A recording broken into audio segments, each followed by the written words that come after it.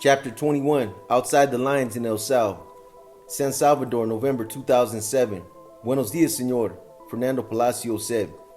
Santini had not seen Palacios for years, since he was a rookie Border Patrol agent just starting his probationary period at Chula Vista Station 10 years earlier. Back then, Palacios was a special agent with the Border Patrol's Human Smuggling Division. Now he was an HSI assistant attaché in San Salvador, responding to the seemingly never-ending flow of requests from investigators all over the United States who were pursuing criminal cases involving Salvadorian nationals. Santini introduced his traveling companion to Palacios, a special agent named Joseph Sarkinski, known as Shark. To his friends, the HSI agent was in El Salvador with Santini to tie up some loose ends on an MS-13 case he was pursuing in D.C. Shark was looking for additional background information on his primary target, known inside the gang as Consonante or Centipede, accused of killing a rival gang member and his girlfriend in Washington. An informant who had grown up in the same El Salvador town as Centipede was currently in custody with the Policia Nacional Civil PNC, and Shark wanted to interview him. Santini made the trip to El Salvador to find out more about Casper's brother, Freddy Zavala, aka Snoop, a big homie and one of the founders of 20th Street.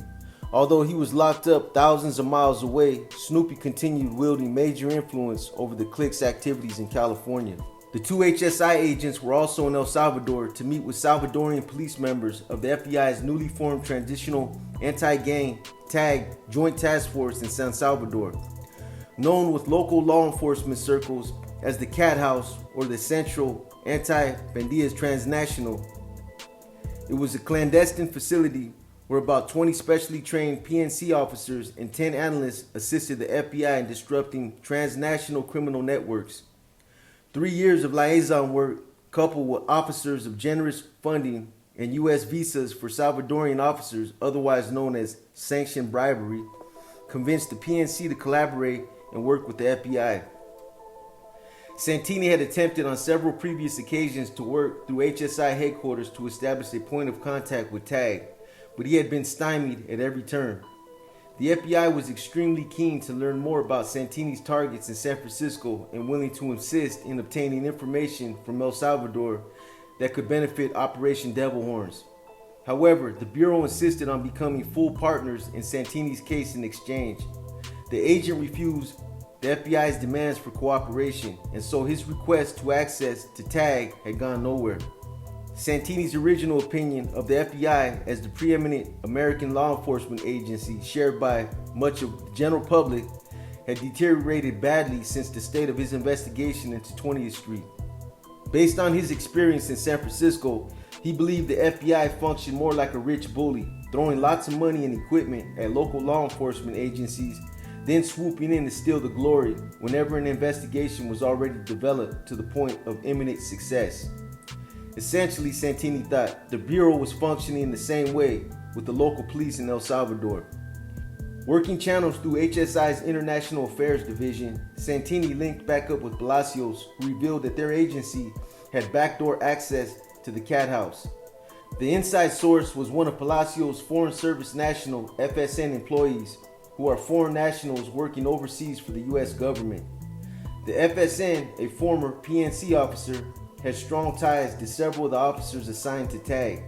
He could access Salvadorian personnel at TAG with little or no notice by the FBI. Santini and his buddy Shark wanted access to the Cat House badly, and now they were very close. With Palacios at their escort, the three agents rolled unimpeded through the San Salvador airport customs and headed toward a government SUV. Inside the vehicle, Palacios opened a hatch in the center console of the truck, exposing a loaded Glock 9mm pistol.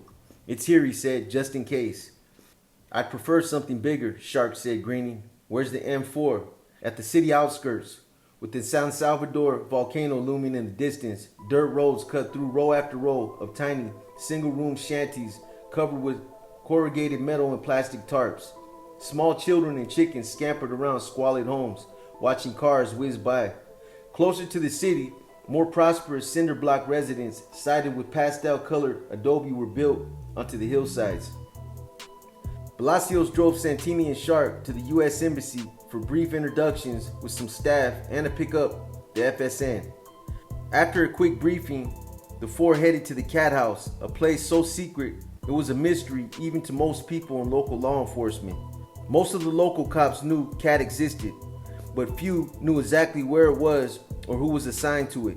For their personal security, it was critical to keep the vetted officers assigned to the house insulated from PNC street cops, who were often corrupt and easily bought off by gang leaders.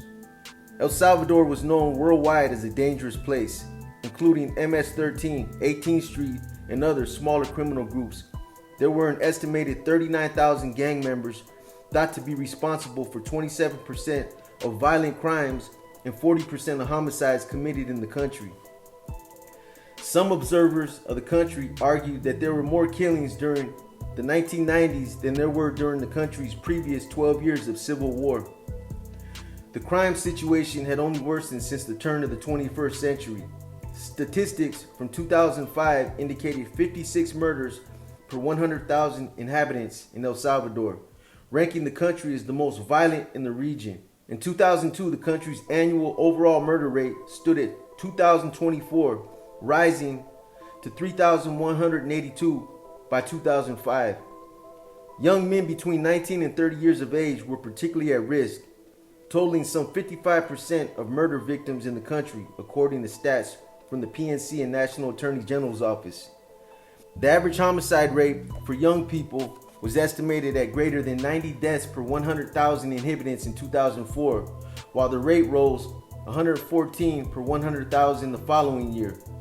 The agents drove through downtown San Salvador past the city center and headed for the surrounding hills on several winding roads, running past the dilapidated homes and businesses.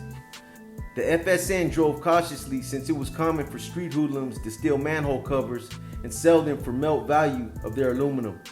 Once past the poor neighborhoods on the hillsides surrounding the cities, the shanties and the shacks gave way to the well-landscaped upper-class residences surrounded by security gates, walls, and armed guards, protecting the wealthy residents and their properties. The agent's vehicle climbed a little higher, then made a quick turn onto a short driveway. "We are here," the FSN officer said. He idled the vehicle in front of a large 10-foot-high wooden gate, set inside even taller concrete walls covered by flowering vines. The FSN beeped his horn 3 times, then waited. Moments later, a small wooden hatch in the fence opened and a man's face appeared. The FSN spoke briefly to the man on the other side. After several more minutes, the gate opened and they drove through the entrance, continuing up the driveway leading to a very well-maintained residence with large columns surrounding a grand entryway. The vast green lawns surrounding the property were mowed and trimmed, adorned with splashing fountains and pink flamingo statues. Santini, Shark, and Palacios exited the vehicle and were met by a group of 5 residents of the Cat House. Senora Pineda, the agent in charge, introduced herself first.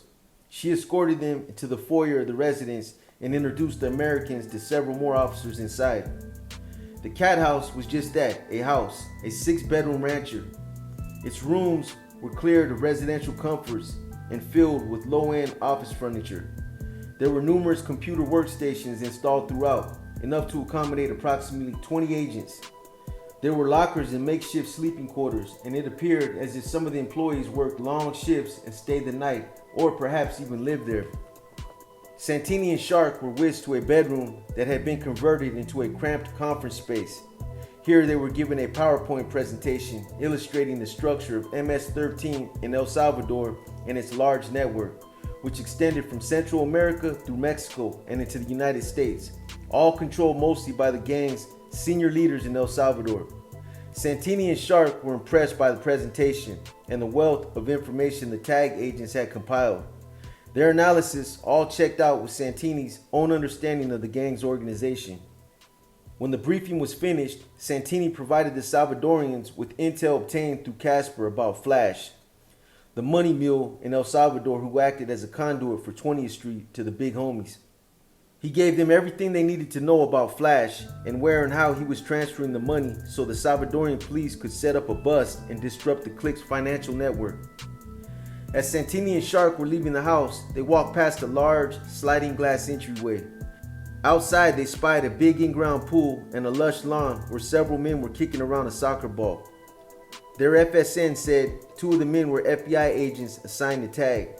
Santini and Shark found it amusing in a snarky sort of way. Here they were at the FBI's own cat house, receiving a briefing, collaborating with officers in analysis, and exiting the premises, all while 2 bureau agents played soccer in the sun, completely clueless about the HSI agents in their midst.